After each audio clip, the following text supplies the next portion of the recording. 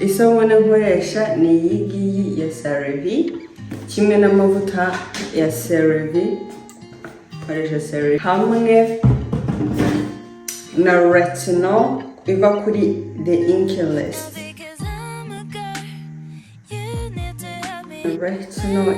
Retinol 1% gusa.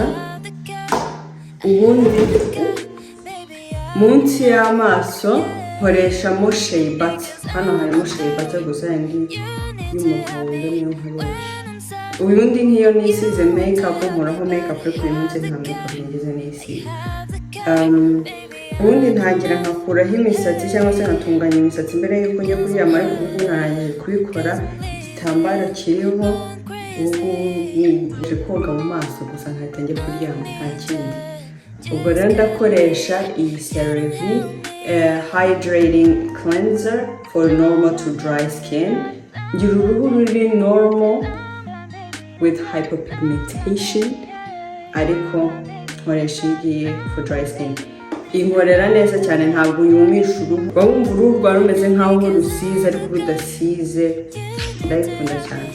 Icya mbere nkora ni ugukaraba intoki, hakoresha isabune isanzwe yo gukaraba intoki, nkoresha bisanzwe byo gukarabisha intoki ibyo ari byo byose. Ndi muri ba bantu bakaraba intoki bagahita bihanagura, nubwo mbizi yuko ndi guhita mfata isabune ubundi nkoga no mu maso nanone.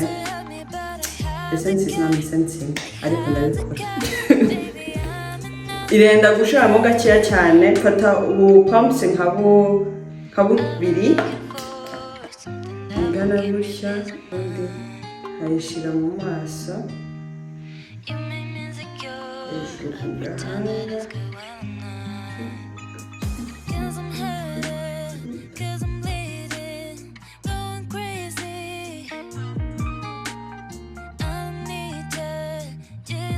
Bavuga yuko wakagombye koga mu maso yawe kugumisha isabune iminota amasegonda 60, kandi nkita cyane ku mazuru namwe hano kwa ko kenshi nkongera amavuta menshi kongera nkoresha umwanya munini. Ubu nkaba ndangije gukaraba mu maso bwa mbere. Ibingibi mbikora inshuro ebyiri. Turafata ya sabune nanone, kubera ko ugomba koga ku buryo uba ubizi yuko ibintu byose byavuyeho. Hari makeup niba washizeho makeup cyangwa se ari sunscreen ukoresha, kwa kuba washizeho sunscreen buri masaha 2 amasaha 3 njye amasaha 3 ndabyibagirwa kenshi, ariko ugomba koga mu maso neza ku buryo ibintu byose baba bikuye, pollution zose aho wagiye, ivumbi n'ibiki byose biva ku ruhu, ukajya kuryama uruhu rwawe rusa neza, looking like a grease ball.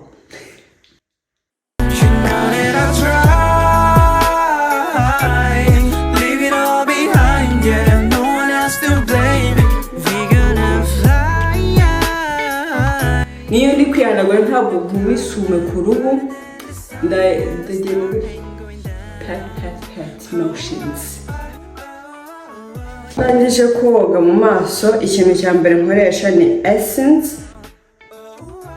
Nkoresha iyi Snow 96 Mucin Power Essence.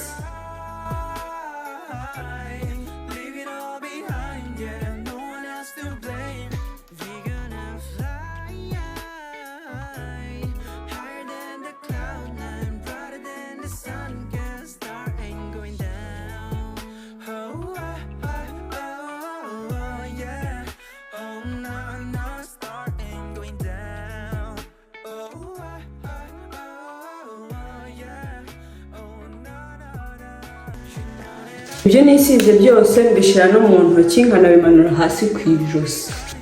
Essence icyiza cyayo ni ukwifasha uruhu rwawe kugiramo moisture, ifasha uruhu rwawe kutuma cyane, ukaba rutoshye rumeze neza. Iyo maje gukoresha essence imaze kwinjira neza mu ruhu, hejuru yaho nibwo nkoresha retinol. Retinol nkoresha nk'akangana gutya mu maso hose. ntabwo nkoresha nyinshi, nta nubwo wakagombye gukoresha nyinshi. Ku icupa handitseho yuko ukoresha a pea size amount, so I think tekereza ko iyi ari pea size amount. Ni ugukoresha gake kuko ishobora gutuma abantu bamwe bafite uruhu ruri sensitive rushobora kugira ibibazo nko kuba rwumye, rusadutse, rushishuka.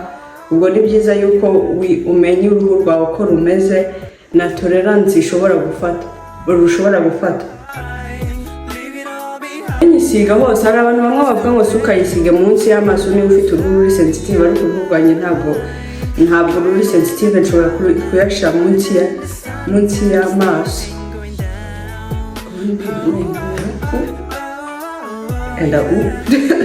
Tabara kivuyemo, nkanayimanura hasi ku ijosi.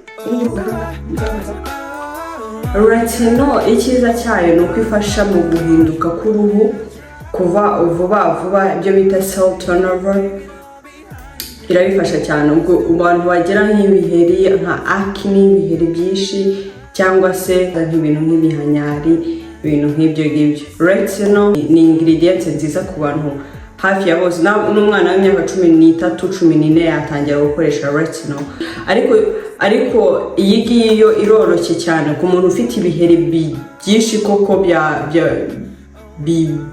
ubona ari byinshi cyane.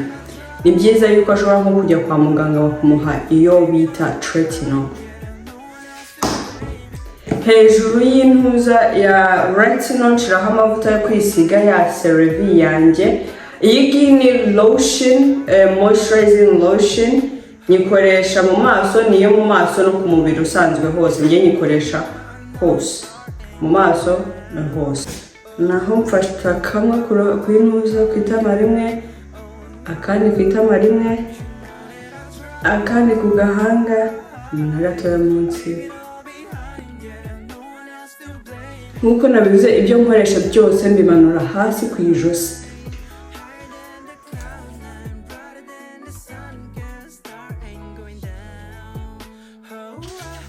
No mu ntoki, ayasigaye nkayashyira mu ntoki kugira ngo n'intoki ni ngombwa yuko tuzitaho kuko zuma vuba kandi nizo zikora ibintu hafi ya byose. Byiza rero yuko mbere yo kujya kuryama byibuze uziha ayo mavuta, kazitaho nazo ukazereka urukundo. Munsi y'amaso ndongera nkagaruka nkashiraho amavuta make mu kiganza, ubundi nkashiramo nkongeraho meshi ho gato, nkashiramo utubuta dukeya akora ko munsi y'amaso kenshi akunda kuba humye kurusha urundi ruhu, cyane ku ruhu rwanjye munsi y'amaso akunda kuba humye kurusha ahandi. Impamvu simbizi.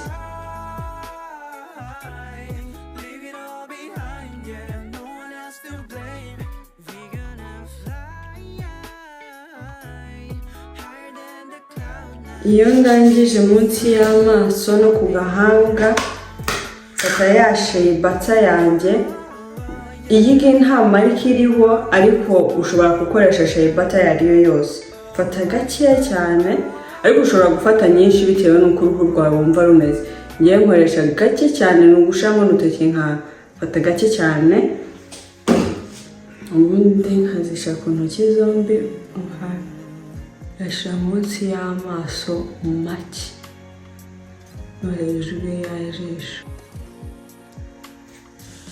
Ubundi ayasigaye nayo nkayakomeza ku ntoki. Uruga ukajya kuryama rusa neza kandi runameze neza. Ubundi intego ni ukugira uruhu rugira bounce, rutoshye, rumeze neza, rusa neza kandi narwo indani rumeze neza. Yuko niwita ku ruhu rwawe ubu mu gihe kirekire uzakomeza ufite uruhu rwiza, kandi ayo ma practice ukora ubu uzayakomezana mu gihe kirekire, ari nabyo bifasha cyane. Ubwo nukora ikintu niba uba witaye ku ruhu rwawe ubundi ukabireka nyuma y'iminsi ngahe, nta kintu bizagufasha, kubera ko icyambere mu bijyanye no kwita ku ruhu ni ukubikora ufite routine, ukabikora mu gihe kirekire, ukabikora nk'igihe cy'imyaka, nibwo utangira kubona yuko koko hari inyungu bifite. kuko nukora ikintu ukagura ama ingredients magana angahe ukavuga ati ibi ngiye nzajya mbikora nzajya nikoresha iki ukaba ufite routine nziza pe ya top di top, ariko ukazajya ubikoresha nka rimwe mu cyumweru cyangwa se ukabikorera ukazajya ubikora rimwe mu kwezi ugasiba amezi 7, nta kintu bizagufasha. Ahubwo wafata routine iri ngufiya nk'iyi yanjye cyangwa se ugatora wowe iyo wumva yakubera nziza, ugafata ukavuga ati okay, uruhu rwanjye rukeneye iki, uruhu rwanjye rukeneye izo ceramides, zikeneye izo hyaluronic acid, kwa ko uruhu rwanjye rurumye. Hejuru yaho ugatekereza se wundi wifuza iki. Njyewe nkanjye nifuza yuko uruhu rwanjye ruba rusa neza kandi rutoshye, rumeze neza nyine rutumye, kuko nta muntu ukunda uruhu rwumye.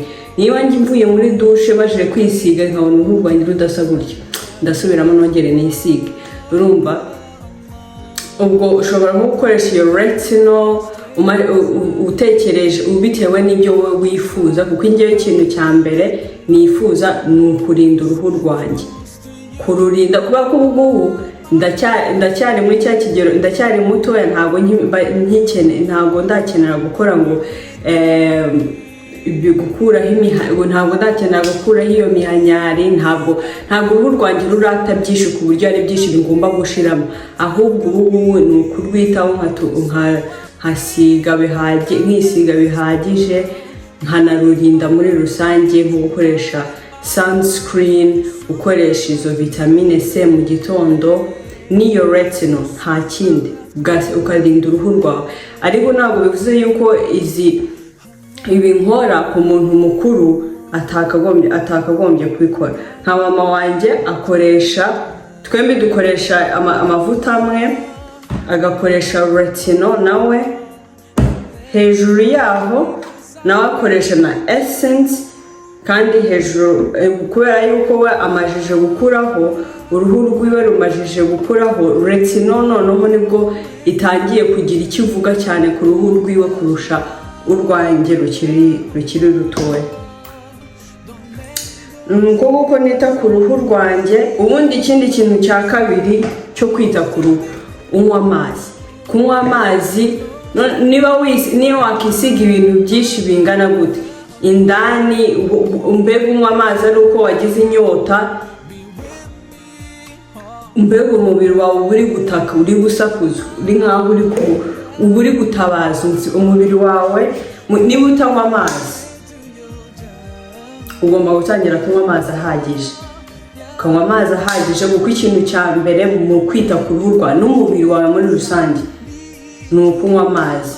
Kunywa amazi, kuko niba utari kunywa amazi ukaba wisiga ayo mavuta n'ibiki, niho hahandi indani uba wumye, uba ari gushiraho hejuru, indani byarapfuye. Ubwo rero skin care wakoresha iyo ariyo yose ntabwo izasimbura ibyo ufite indani mu mubiri wawe. Niba umubiri wawe uri gutabaza buri kintu cyose, utarya neza, utarya izo mbuto, utarya izo mboga, uri za hamburger gusa, nta kintu bizagufasha. Icyangombwa ni uko iby'indani urya neza, ukanywa amazi, ubundi ibyo byo kwita ku ruhu nabyo bizaho hejuru, ni inyongera, ntabwo bisimbura kwiyitaho mo indani mu mubiri. So murakoze kundeba uyu munsi, ngiye kuryama kuko ndanananiwe. Ijoro ryiza.